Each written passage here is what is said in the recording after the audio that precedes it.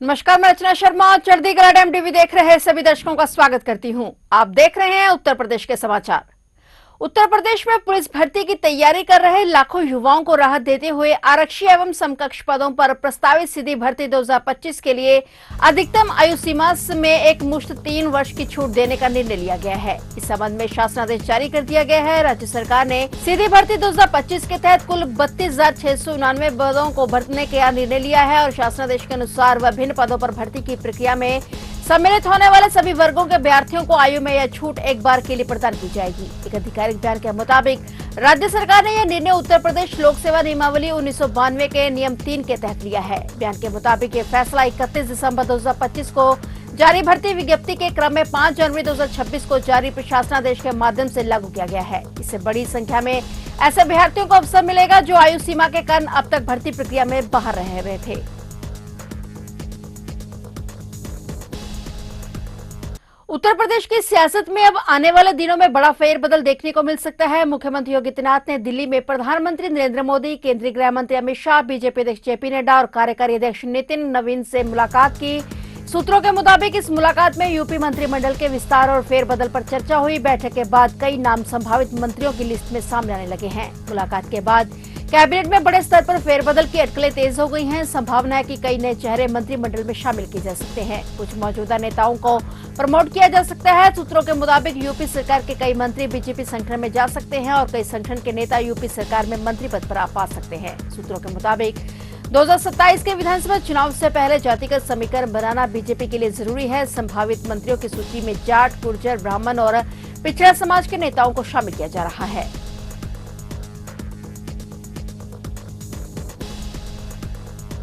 उत्तर प्रदेश में आगामी विधानसभा चुनाव को लेकर तैयारियां तेज हो गई हैं। राज्य के मुख्य निर्वाचन अधिकारी कार्यालय ने जानकारी दी है कि ड्राफ्ट इलेक्टोरल रोल जारी किया जा रहा है। चुनाव आयोग ने बताया कि प्रदेश के सभी जिलों में जिला निर्वाचन अधिकारी इस ड्राफ्ट वोटर लिस्ट की हार्ड कॉपी सभी मान्यता प्राप्त राजनीतिक दलों को उपलब्ध कराएंगे और इसके साथ ही पारदर्शिता बनाए रखने के लिए यह सूची निर्वाचन आयोग की आधिकारिक वेबसाइट पर भी अपलोड कर जा रही है ताकि आम मतदाता अपना नाम और विवरण आसानी से जांच कर सकें। मुख्य निर्वाचन अधिकारी और जिला निर्वाचन अधिकारी सभी मान्यता प्राप्त राजनीतिक दलों को ड्राफ्ट वोटर लिस्ट सौंपेंगे। इससे राजनीतिक दल सूची की जांच कर सकेंगे और यदि किसी प्रकार की गलती या गड़बड़ी पाई जाती है तो उस पर अपनी आपत्ति या सुझाव दर्ज कर सकेंगे।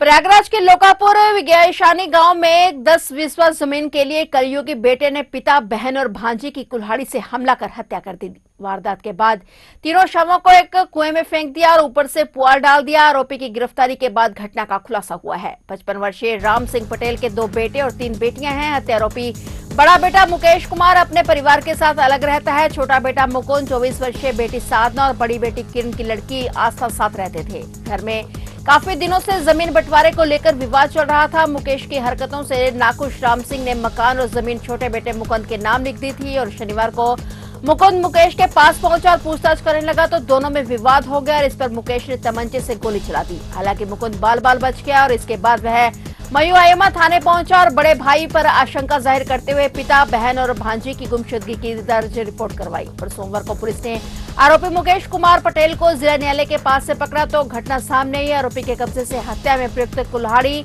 एक तमंचा, 2 कारतूस बरामद किए गए हैं। आज मंगलवार को शव का पोस्टमार्टम कराया जा रहा है। आरोपी मुकेश ने बताया कि वह पिता से 10 विस्वा जमीन मांग रहा था। इनकार करने पर गुस्से में रहता था और शुक्रवार रात छोटे भाई की गैर मौजूदगी में उसने वहां उन्हें खत्म करने के लिए गया और सो रहे पिता का गला दबाकर मारने का प्रयास किया तो बहन साधना और भांजी आस्था ने देख लिया और उन्होंने बीच बचाव किया तो पास पड़ी एक कुल्हाड़ी से उसने तीनों की हत्या कर दी। दिनांक 4 जनवरी 2026 को थाना मऊआइमा पर मुकुंद पटेल पुत्र राम सिंह पटेल निवासी ग्राम लोकापुर बिसानी द्वारा अपने पिता राम सिंह, बहन तथा भांजी के गुमशुदा होने के संबंध में सूचना थाने पर दी थी, जिस पर थाना मऊआइमा में गुमशुदगी दर्ज की गई थी, जिसके संबंध में उसके द्वारा अपने बड़े भाई मुकेश पर उनके साथ कोई घटना कारित करने का अंदेशा भी जताया था। इस सूचना पर आज मुकेश को 5 जनवरी 2026 को थाना तथा एसओजी टीम द्वारा हिरासत में लिया गया था। पूछताछ में उसके द्वारा बताया गया कि मुकेश के पिता राम सिंह से जमीन का विवाद चल रहा था पिता द्वारा अपनी 4 बीघा जमीन अपने छोटे बेटे मुकुंद के नाम पे कर दी गई थी, जिसको लेके मुकेश द्वारा पिता से 10-20वां जमीन मांगी जा रही थी, परंतु पिता तथा मुकुंद द्वारा उसको जमीन नहीं दी गई थी, जिससे कुंठित होकर वह 2 जनवरी को पिता की हत्या करने के इरादे से रात्रि को उनके घर में गया तथा गला दबाकर उसको मारने का प्रयास कर रहा था। इसी दौरान मुकेश की बहन तथा भांजी द्वारा उसको देख लिया गया तथा उसको रोका गया, जिस पर मुकेश द्वारा पास ही पड़ी कुल्हाड़ी से उन पर भी वार किया गया तथा कुल्हाड़ी के वार से तीनों को मौके पे उसके द्वारा जान से मार दिया गया तथा 2 तारीख की रात्रि को कोहरे का फायदा उठाते हुए तीनों के शव को उसने अपने खेत में घटनास्थल के पास ही एक कुएं में डाल दिया तथा उसको छुपाने के लिए ऊपर से पुआल डाल दिया था। अभियुक्त की निशानदेही पर तीनों शव कुएं से बरामद किए गए हैं। हत्या में प्रयुक्त कुल्हाड़ी भी उसकी निशानदेही पर बरामद की गई है तथा एक तमंचा और 2 कारतूस भी अभियुक्त मुकेश से बरामद किए गए हैं, जिसके द्वारा 3 जनवरी को उसके द्वारा अपने छोटे भाई के ऊपर हमला कारित किया गया था, जिसमें गोली मिस होने की वजह से उसको चोट नहीं लगी थी, परंतु उस संबंध में थाना पर सुसंगत धाराओं में अभियुक्त पंजीकृत किया गया था। अभियुक्त मुकेश को गिरफ्तार कर लिया गया है तथा विधिक कार्रवाई प्रचलित है। कन्नौज जिले के जिला जेल से 2 कैदी फरार हो गए, जिसके बाद प्रशासन और पुलिस में हड़कंप मच गया है। यह घटना तब सामने है जब दोनों कैदियों ने ठंड से बचने के लिए मिले कंबलों को काटकर रस्सी बनाई और उसी के सहारे करीब 22 फीट ऊंची जेल की दीवार फांदकर फरार हो गए। जेल प्रशासन और पुलिस को यह तब पता चला जब दोपहर में कैदियों को नियमित गिनती की जा रही थी और गिनती में 2 कैदी बैरक से गायब पाए गए। जांच में जेल परिसर की पिछली दीवार के पास कंबल से बनी रस्सी और चढ़ने के निशान मिले, जिससे पता चला कि यह योजनाबद्ध फरारी थी। फरार कैदियों की पहचान कर ली गई है और दोनों को एक ही बैरक में रखा गया था, जिससे अंदेशा है कि फरारी की योजना पहले से बनाई गई थी। पुलिस ने यह भी पाया कि दोनों ने कई दिनों में कंबल को छोटे टुकड़ों में काटकर आपस में जोड़कर रस्सी बनाई, जिससे किसी को शक न हो और यह घटना जेल की सुरक्षा पर गंभीर सवाल खड़े कर रही है। 22 फीट ऊंची दीवार, प्रहरी निगरानी और नियमित चेकिंग के बावजूद कैदियों का फरार होना लापरवाही की ओर इशारा करता है। डीएम ने स्पष्ट कहा है कि अगर किसी स्तर पर लापरवाही मिली तो संबंधित अधिकारियों और कर्मचारियों के खिलाफ सख्त कार्रवाई की जाएगी। फरार कैदियों की तलाश के लिए कई पुलिस टीमें गठित की गई हैं और आसपास के जिलों में भी अलर्ट जारी कर दिया गया है। बाबा विश्वनाथ की नगरी वाराणसी में मकर संक्रांति के अवसर पर 4 लाख से अधिक श्रद्धालुओं के पहुंचने का अनुमान है। संगम नगरी प्रयागराज में 3 जनवरी से 17 फरवरी तक चलने वाले माघ मेले का शुभारंभ हो चुका है। ऐसे में प्रयागराज में काशी में पलट प्रवाह को लेकर वाराणसी कमिश्नरेट पुलिस द्वारा डायवर्जन प्लान जारी कर दिया गया है और अपर पुलिस उपायुक्त ने बताया कि प्रमुख स्नान तिथियों पर महाकुंभ जैसी व्यवस्था लागू रहेगी। बड़े वाहनों को शहर की बाहर ही रोक दिया जाएगा और 18 जनवरी को मौनी अमावस्या, 23 जनवरी को बसंत पंचमी, माघी पूर्णिमा और महाशिवरात्रि के पावन पर्व पर लाखों की संख्या में श्रद्धालु काशी पहुंचेंगे और शहर के बाहर और अंदर कई स्थानों पर वाहनों की पार्किंग की व्यवस्था की गई है। घाटों पर विशेष सतर्कता बरती जा रही है। इन घाटों पर आम दिनों से ज्यादा भीड़ देखी जा रही है। ऑटो और ई रिक्शा तय रूट पर ही चलेंगे और जरूरत पड़ने पर इन्हें भी डायवर्ट किया जाएगा। माघ मेले की भीड़ को देखते हुए होल्डिंग एरिया भी बनाया गया है।